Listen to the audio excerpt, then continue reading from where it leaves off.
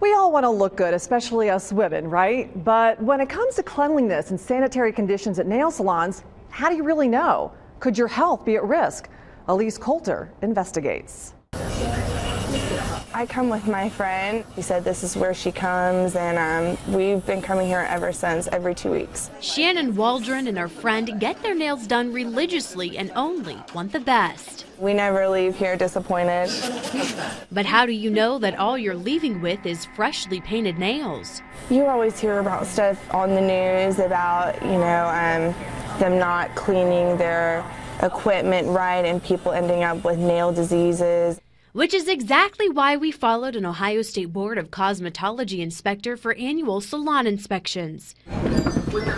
I'm Joanne with State Board, and this is Shauna. First on the list, New York Nail and Tan in Beaver Creek. The main thing that we look for is the license when we first walk in. Once those are in order, we then followed them around as they looked for any sanitary violations. For manicuring licenses, it's really important that they know the proper ways to sanitize each of their implements and disinfect. They throw away anything that's porous so that they would not reuse files, buffers. How do you make sure that they're doing that? It's a matter of asking questions, basically, and following through, making sure that they're educated so that they know what they're supposed to be doing.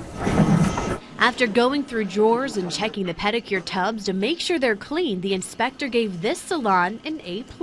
There were no violations. A relief to Waldron. I feel like they take really good care of it. I mean, I've never noticed anything that made me uncomfortable at all. But that's not always the case. Just down the street, we discovered a very different situation at LA Nails in Dayton. Once they let us in, the inspectors made sure the licenses were up to date and then started searching in the drawers.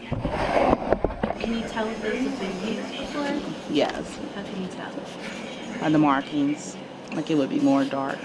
Like that, it wouldn't have the markings on there. We uncovered nail files and buffers that look like they've been used several times before. So they're not supposed to reuse them? You can't reuse them, no. But it only got worse. Once in the back room, we discovered they had no disinfectant at the salon at all. So right now you're not disinfecting or cleaning your implements at all? Like your nippers, your files? Yeah, we take on about Saturday. But that was 5 days ago. And according to the inspector, the salon is supposed to carry barbicide or bleach at all times. Instead, they were using Lysol spray in the pedicure tubs and alcohol on their instruments. Alcohol is not a disinfectant, so you would have to use a disinfectant on each implement that you use on a client. Yes. Okay? Yeah. So alcohol wouldn't be a disinfectant. After a few hours in the salon, the inspector spoke with the manager about the several violations. Like I was saying, it will be under the violation for no wet sanitizer. They will receive a letter from our office. All violations are returned to the office, and the office takes them before our board members, and the board members decide what to do from there, whether they're to be fined or whether they're to be warned. After signing the violations, we tried to speak with the owner, but he didn't want to go on camera. But we wanted to know from the inspector if it's fair to keep the salon open after so many sanitation violations. In an extreme situation, I think it would probably be unfair to the public, but in this situation, it would be fair. But a sanitary issue would not be an extreme. It could lead to an extreme situation, depending on the circumstances, but that's hopefully what we follow through with, and they've corrected it by the time we get there. And if this isn't corrected, we're told the salon is fined $500 for each violation. And if it's not corrected, they're fined again. And then at that point, it's up to the board to take legal action to close down the salon. It's illegal steps that you have to take to go through. They have so many chances to get it corrected. Once it's corrected, then they start fresh. But would this salon start fresh with its customers? We caught up with Brandy Kincaid as she was walking into the salon and asked what she thought about the recent violations. They ran out of disinfectant completely. Going here, how does that make you feel? Uncomfortable.